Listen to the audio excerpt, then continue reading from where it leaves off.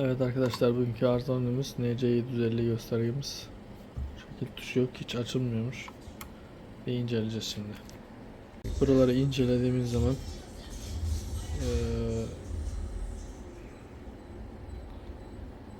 gördüğünüz gibi yollarda işlemcinin ayaklarında problem var, sıvıdan dolayı. Şurada da var. Şimdi ve diğer tarafına bakacağız. Evet, gördüğünüz gibi burada da yollarda kopukluk var. Şurada da özellikle. Şimdi kartın temizliğini yapıp inceleyeceğiz. Arkadaşlar, tamiratımızı gerçekleştirdik.